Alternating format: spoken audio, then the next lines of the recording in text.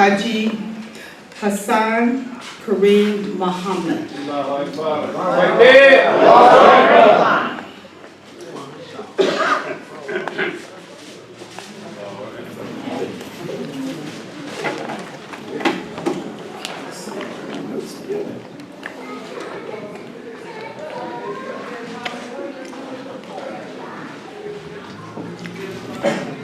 With Allah's name, the merciful benefactor, the merciful redeemer. The praises for Allah alone. He is one, He has no partners in the rule of the heavens and earth. We bear witness that He alone is worthy of worship. We bear witness that Muhammad of Arabia is His messenger and last prophet. I greet you all with the greetings of peace. Assalamu alaikum. Allah the Most High says in the Quran, pilgrimage to the sacred house of God at Mecca is a duty men owe to God. Those who can afford the journey must observe the same. But if anyone denies faith, God stands not in need of any of His creatures. As you know, Hajj is the fifth pillar of our religion, Islam. It's an obligation you have if you have the means and physical ability to go. The Hajj I participated in is called Tamattu. That is Umrah and Hajj together. We take Imran twice. Once for Umrah, we take it off and we wear our regular clothes. Then there's a waiting period, and then we observe Imran again for Hajj. Now, the journey for me, I'm speaking for my experience, was really a trial. I was tested from the moment, really from here, from the United States until I got back home 3 weeks later. It didn't stop till I got back. So let me share a few things. I'm going to skip some things for time's sakes, but I was really tested. So fast forward, we're leaving Dubai and we're going to Jeddah, okay? And we arrived in Jeddah, and I'm sitting way in the back, 88. I'll never forget that roll number. Nobody in the group was back there. So the whole journey I was back there by myself. I didn't see anybody that was part of the group. So we get to Jeddah, and finally when I get off the plane, right? Some of you are gonna think this is funny, but as I, going down the stairs and standing on the tamarack, I didn't see anybody in the group. So I'm standing there, the door's still open, right? I'm looking up there, waiting for somebody to come down. I said, now I was sitting way in the back. How did I turn out to be the first one off the plane? Couldn't figure that out, right? So I said, something must have happened. They still on the plane. And I waited, nobody came down. So stewardess, she was over there, right? So I walked over there to her, and I say, did you see some African Americans, people who look like me? Did you see them come off the plane? And she's laughing, right? And she said, yeah. She said, they got tired of waiting, and they left. Here I am in Jeddah with 2 towels wrapped around me, no underwear. A carry-on in a backpack. And my phone didn't work because I didn't have international calling yet. I hadn't bought a card. You have to insert a card in there to use your phone over there. So there I am on the tamarack, asking her, but she's laughing, right? I guess she's been through this before. So she said, she pointed to a bus. She said, get on that bus and it'll take you where they are. And so I'm like, oh gee, I grabbed my bags and I'm running for the bus. And I ended up standing on the bus and riding through town. I don't know where I'm going, but I'm trusting her to get on the bus and it'll take me to where the group is. And it did. It finally arrived. I got off the bus and I said, hey, did y'all know I was missing? And they looked at me and nobody said anything. I said, what's going on here? They wasn't through with me. They weren't through with me. So I told the brother, I said, hey, I need to use the restroom, brother. Can you watch my bags? He said, yeah, I got you. So I go in the restroom. I come out. There's nobody there but my bags. I say, what is this? I don't know where they're at. I don't know where they're at. And so it just so happened a brother came back for something. He came back for something because I don't know where they're at. And he said, oh, I know where they're at. I said, hey, did y'all know that I was in there? He said, no, nobody mentioned it. I said, what's going on? Moving fast forward. That ain't all of it, but time will permit me to tell you everything. So we get to the hotel. My roommate's here, but he doesn't want me to mention him. But he's here, one of my roommates. And I want to mention a good part. When we made Umrah, the very emotional part for me is that while we were making the circuits, I think it was the third circuit, and the Imam, he signaled us to go to the left. This was very touching to me because how it was coordinated. So we started moving to the left because we're going to touch the Kaaba, right? So I extended my hand and we're moving. We're moving like this here. And so I finally reached it. And I couldn't hold back the tears. It was just an emotional thing to touch the Kaaba while you're making the circuit. Then he made the signal to go to the right because you get crushed if you stayed up there too long. And so he made the signal, go to the right. And so we started moving to the right. That's one of the good things that happened. Now, I have to go fast forward.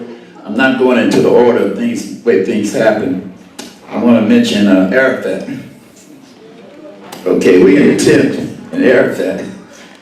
And where I'm at, there's a hole in the ceiling. Just happened to be where I'm sleeping. So the brother next to me, he said, wouldn't it be something if it started raining? He's right next to me, he says that, right? And some of you may have heard that it did rain in Arafat. So just after he said that, boom, we heard this loud noise like a bomb. And it was thunder. And sure enough, it started raining. Right there underneath me. And I gotta move. But now, the tent is crowded. There is no room. Where are you gonna go? You got a brother here, you got a brother there, you got a brother in front of you. There's nowhere to go. So, these are some of the things that I experienced. Wow. On the Hajj. I got sick. And one of the brothers that's here, I won't mention his name, I don't want me to mention his name. He came to my aid and brought me some soup and tea. And it really did help me. And also, this is a gift that he gave me, and I won't mention his name. But he bought it for himself. But he gave it to me. So, there's a lot of things that happen. And I don't want to take up too much time here. My supervisor, where I work at, she is the one who encouraged me to come. I had shown her the invitation that was texting me. She said, I think you should go to this. She said, you want the time off? Because I work on Sundays. And I said, well, I was thinking, I said, well, I really don't want to go. She said, I think you should go. And then when I shared with her some of the things that happened, I said, you should tell that. You should go there and tell that. This is a Christian. And then she told me what not to tell you. She edited my speech. She said, don't say this. This is okay. So, there's many things happening. It's a good thing. I thank Allah for the opportunity to go. You go at the invitation of Allah. I had intended to go in 2018. Couldn't go. Nothing. I had the money, but nothing worked. Nothing worked. 2019, everything worked.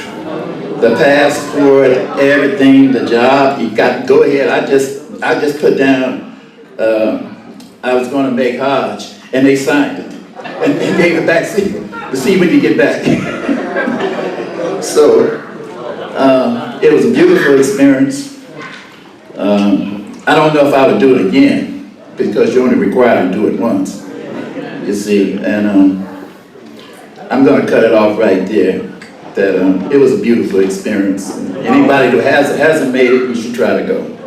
But you go at Allah's permission and at His invitation, because there are some Muslims that have the means to go, but they're not invited, and they can't go. I have some at my job. They have the money, but they can't go. They want to go, but it's something they can't go. So it's Allah's permission that you do go to the Hajj.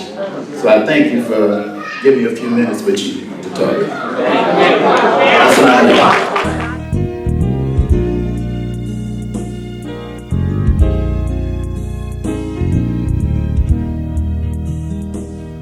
Lived our life.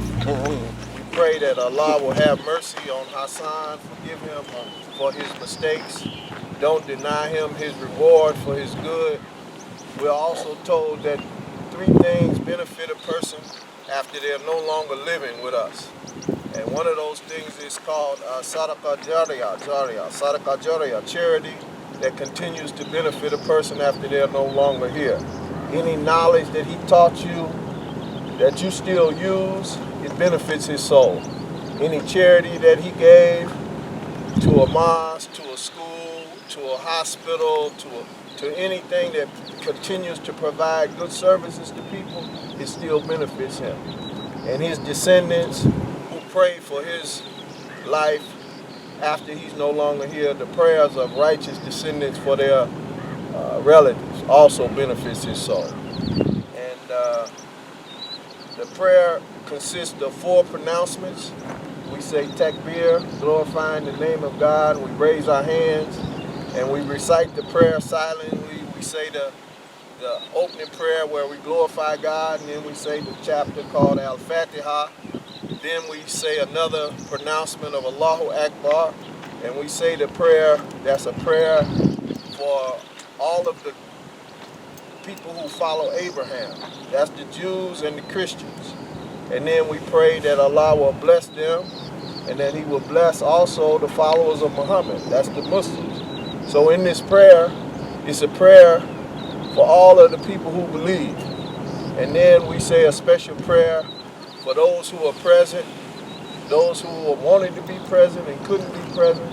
We pray for our young ones, our old ones. We pray for our males and our females. And we say a special prayer for Hassan, that God will bless him to be a forerunner for us in the paradise, and that He will ease this transition period for him. And then following that pronouncement, we say Allahu Akbar again, and we do the taslims, the traditional salam. We salam to the right and salam to the left. Some schools say just to the right. But I want peace. Whichever direction I'm turning, I'm looking for God's peace. And I hope you will do the same. So at this time, we're also taught that if a certain number of people show up and pray for a person, that number of people is regarded as significant and God forgives them all of their sins. This is the second prayer that's being said for Hassan. It was about 100 people that prayed for Hassan down in the corner there. So we're going to pray again, and we pray God will accept our prayer, make easy Hassan's transition, and bless him to be a forerunner for us in the paradise. Allahu Akbar. Allahu Akbar.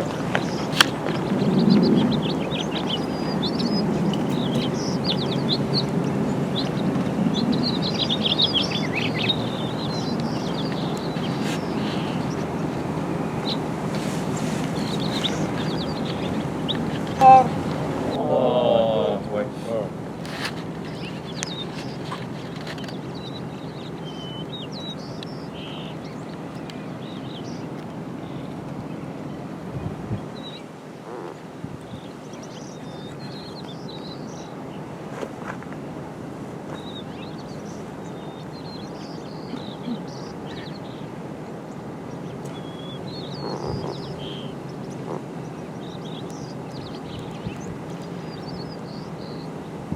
Allahu Akbar.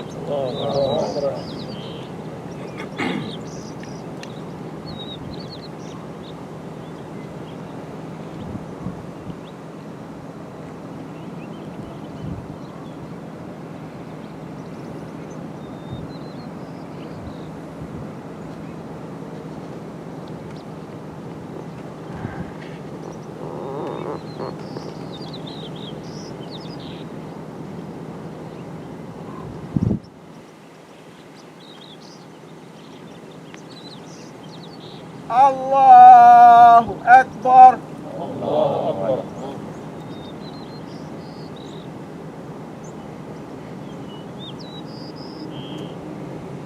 Assalamu alaikum wa rahmatullah. Assalamu alaikum wa rahmatullah. Assalamu alaikum wa rahmatullah. Now we'll carry the body to the place.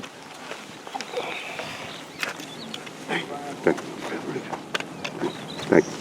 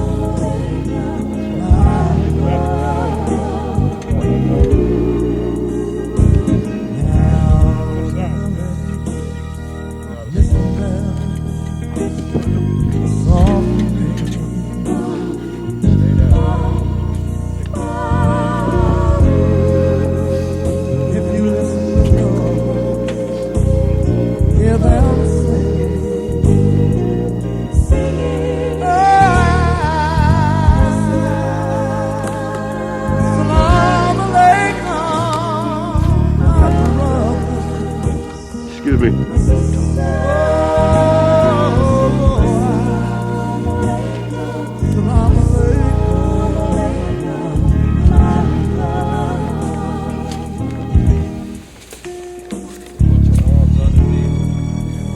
Wherever you may be, I'll be beside you.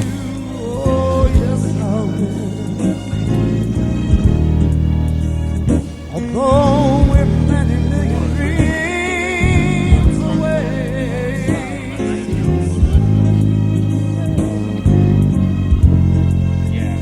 each night I'll say a prayer to guide you. Oh, yes, I will. Untie the knots, leave them in there. To hasten every lonely hour, every lonely day. Bury them according to the will. Prophet said, Rain tomorrow, we return you out of the grave, raise you with but the memories that stand still there tomorrow.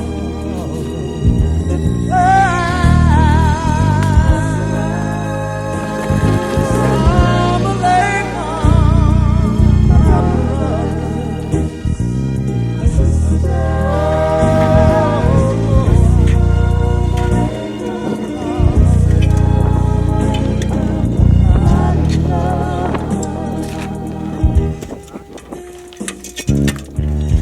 wherever wants you to scrape the dirt off the side of the country. be beside you. See all these little Oh, yes, wrinkles I in will. here? Just scrape it off all the way around. Oh, we're many million dreams away.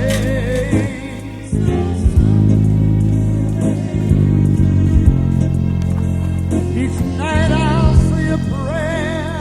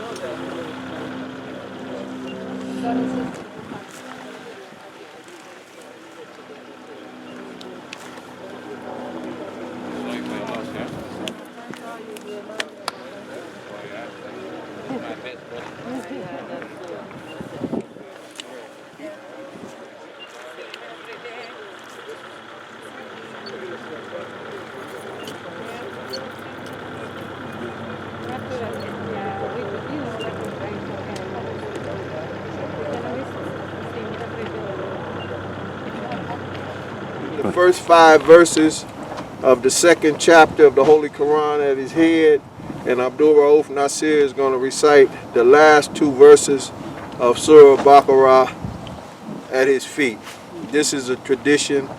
We pray that Allah will have mercy on our brother's soul, forgive him of his mistakes, grant him his reward, make easy for him to transition, and bless him to be in the highest of paradise.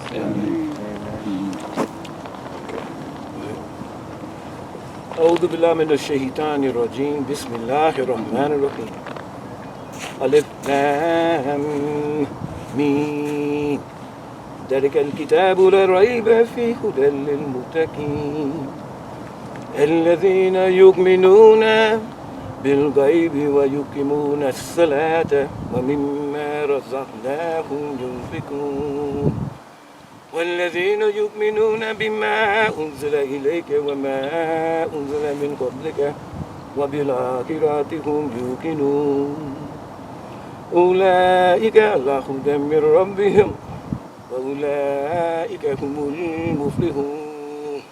آمن الرسول بما أنزل وكتبه ورسله لا نفرق بين أحد من رسله وقالوا سمعنا وأطعنا غفرانك ربنا وإليك المصير لا يكلف الله نفسا إلا وسعها لها ما كسبت وعليها ما اكتسبت ربنا لا تؤاخذنا إن نسينا وأخطأنا ربنا ولا تحمل علينا إصرا كما حملته على الذين من قبلنا ربنا ولا تحملنا ما لا طاقة لنا به واعف عنا واغفر لنا وارحمنا أنت مولانا فانصرنا على القوم الكافرين والحمد لله رب العالمين. So everything don't fall on the shoulders of the imam, and every Muslim that's sane and upright in their consciousness should be qualified to lead prayers.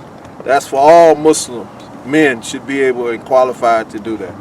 So that concludes the service. We ask that Allah will have comfort the family, have mercy on you all, and strengthen you as a result of knowing Hassan. And we all ask that Allah will keep the Muslims living up to this noble way of life that we call Al-Islam, and bless us to stay on this deen, keep our obligations to our Creator. Assalamu alaikum.